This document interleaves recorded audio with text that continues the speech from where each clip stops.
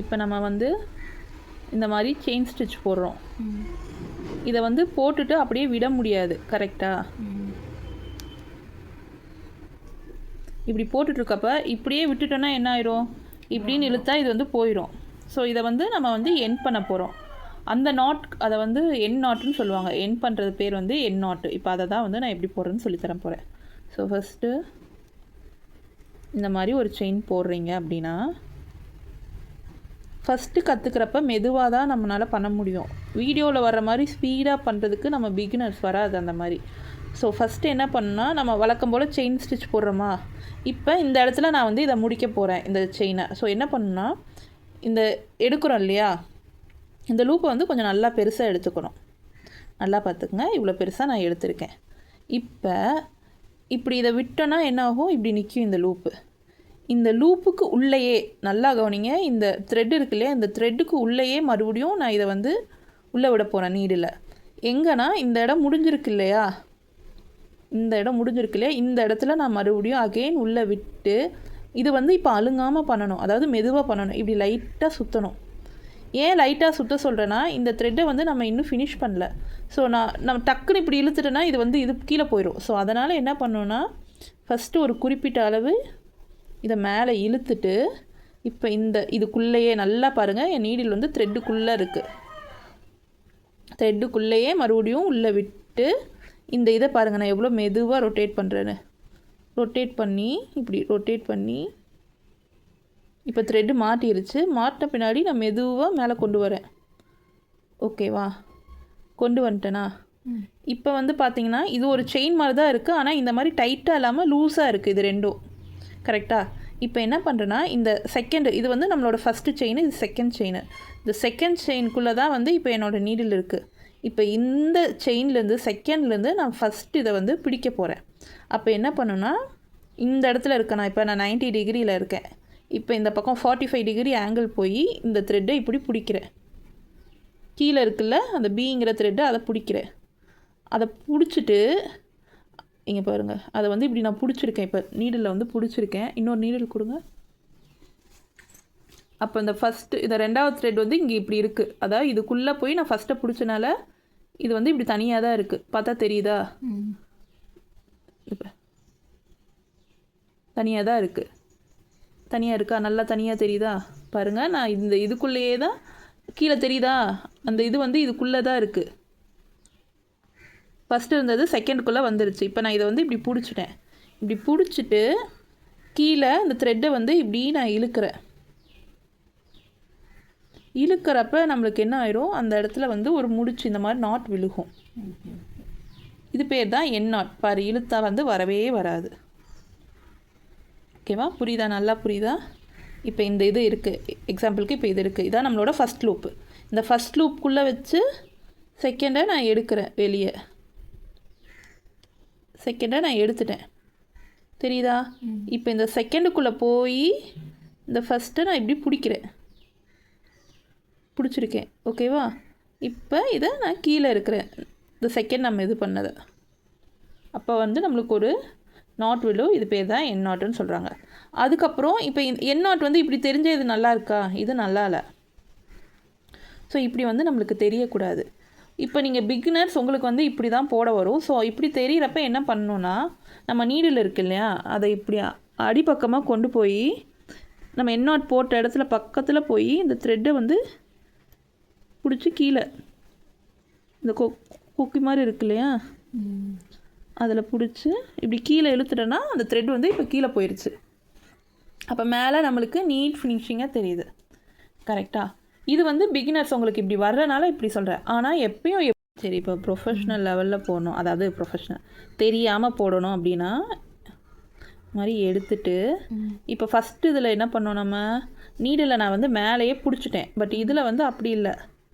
இது வந்து நான் நீடில் வந்து மேலேயே பிடிச்சிட்டு, அது வந்து மேலே இருந்துச்சு, த்ரெட்டை மட்டும் இருந்துட்டேன், நம்மளுக்கு நாட் வந்துச்சு. இப்போ என்ன பண்ண போகிறேன்னா, இது வந்துருச்சா, இப்போ இதுக்குள்ளே போய் இந்த த்ரெட்டை நான் இப்படி பிடிச்சிக்கிட்டேன்னா, இது இழுக்கிறப்ப என்ன பண்ணுறேன், த்ரெட்டை கீழே வரைக்கும் இந்த நீடில் கீழே கொண்டு போயிட்டேன், கிளாத்தை ஒட்டி கொண்டு போய் நான் இழுத்துட்டேன். அப்போ வந்து அந்த எக்ஸ்ட்ரா மேலே தெரிஞ்சது வந்து நம்மளுக்கு தெரியல. தெரியுதா? இப்போ இப்படி எடுத்துட்டு செகண்ட் லூப் எடுத்துட்டு இதை வந்து நான் இங்கே மேலே மட்டும் பிடிச்சிட்டு அப்படியே கீழே இழுத்தனால தான் என்ன ஆச்சு, இந்த இடத்துல இந்த த்ரெட்டு மேலே இருந்த த்ரெட்டு அப்படியே இருந்துச்சு. பட் இந்த இடத்துல என்ன பண்ணோம், நான் வந்து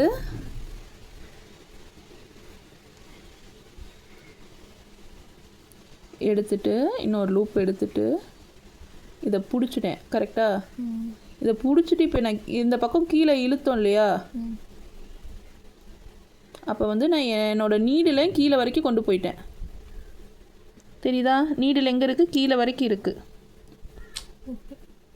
அப்போ கீழே வரைக்கும் நான் த்ரெட்டு இந்த இடத்துல வரைக்கும் கொண்டு போனனால என்ன ஆயிடுச்சு, எனக்கு இங்கே கிடச்ச மாதிரி இந்த மாதிரி எக்ஸ்ட்ரா லூப் கிடைக்கல. மறுபடியும் வேணால் பண்ணி காமிக்கிறேன்.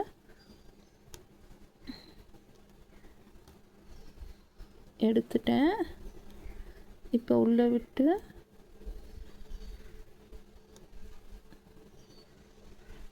இன்னொரு இது எடுத்துட்டேன். இப்போ இதுக்குள்ளே போய் இதை நான் இப்படி பிடிச்சிட்டேன். இப்போ இந்த நீடலையும் நான் கீழே கொண்டு போகிறேன், கிளாத்தை ஒட்டி கொண்டு போயிட்டு இழுக்கிறேன். அப்போ அந்த நாட் வந்து உள்ளே விழுந்துடும். நம்மளுக்கு இந்த மாதிரி இது மாதிரி உனக்கு இந்த இடத்துல தெரியாது. ஓகேவா?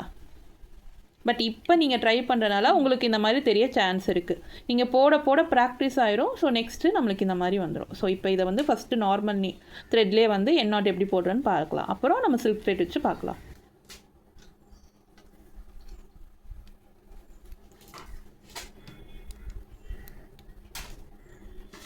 இப்போ வந்து போட்டிங்களா, இப்போ வந்து நான் இந்த இடத்துல வந்து என் பண்ண போகிறேன் இந்த நாட்டை. ஸோ ஃபஸ்ட்டு வந்து இந்த மாதிரி ஒரு இது ஏ அப்படின்னு வச்சுக்கோங்க. இதை வந்து நான் இப்படி வெளியே எடுத்துட்டேன்னா இதை வந்து நம்ம பக்கமாக, அதாவது உங்கள் பக்கமாக இழுக்கணும். இந்த பக்கம் ஃப்ரண்ட் சைடு இப்படி இல்லை, இந்த மாதிரி போகக்கூடாது. இந்த மாதிரி போகக்கூடாது, நம்ம பக்கம் இழுக்கணும். கொஞ்சம் நல்லாவே இழுத்துக்குங்க. ஓகேவா? இப்போ இந்த இதுக்குள்ளேயே தெரியுதா, இந்த த்ரெட்குள்ளேயே நான் வச்சு உள்ளே எங்கே முடிச்சனோ அதே இடத்துல உள்ளே விட்டு மெதுவாக எடுக்கணும். கிட்ட வச்சு மெதுவாக இப்படி மேலே கொண்டு வரேன். இது வந்து நம்மளோட பி லூப். ஃபஸ்ட்டு வந்தது ஏ லூப், செகண்ட் வந்தது பி லூப்பு. இது வந்து ஃபஸ்ட்டு இருந்ததை விட கொஞ்சம் லென்த்து அதிகமாக எடுக்கணும். தெரியுதா? இது வந்து நம்மளோட ஏ, இது பி. ஏவோட பி என்ன பண்ணியிருக்கேன், நல்லா லென்த்தாக எடுத்திருக்கேன். இப்போ என்ன பண்ணுறேன்னா இந்த பிக்குள்ளே இருந்து ஏவை கேட்ச் பண்ண போகிறேன். எப்படின்னா இந்த பி த்ரெட் இருக்கா, இதை வந்து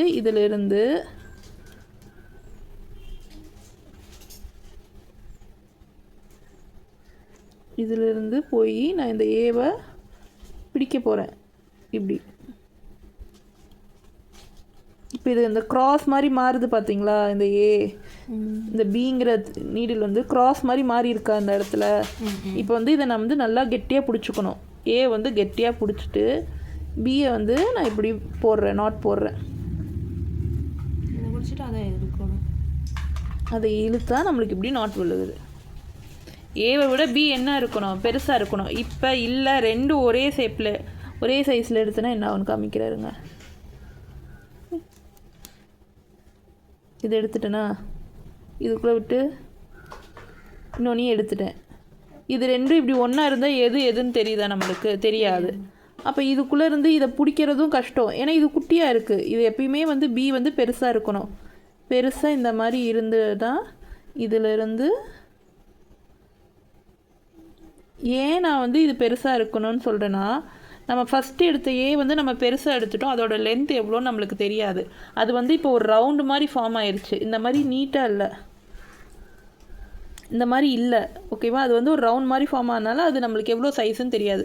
ஸோ இது பெருசாக இருக்கப்போ இதுக்குள்ளே விட்டு இதை நம்ம இப்படி பிடிச்சிக்கிட்டோன்னா இது வந்து பெருசாக இருக்கும். ஸோ நம்மளுக்கு இழுக்கிறதுக்கும் ஈஸியாக இருக்கும். ரெண்டும் ஒரே சைஸில் எடுத்திங்கன்னா வந்து எதை இழுக்கிறதுனே தெரியாது. டக்குன்னு வந்து முன்னாடி இருக்கையே வந்து உள்ளே போயிடும். நம்மளால் டக்குன்னு வந்து ஃபினிஷ் பண்ண நாட் போட முடியாது. அதுக்காக தான் இப்படி. ஓகேவா?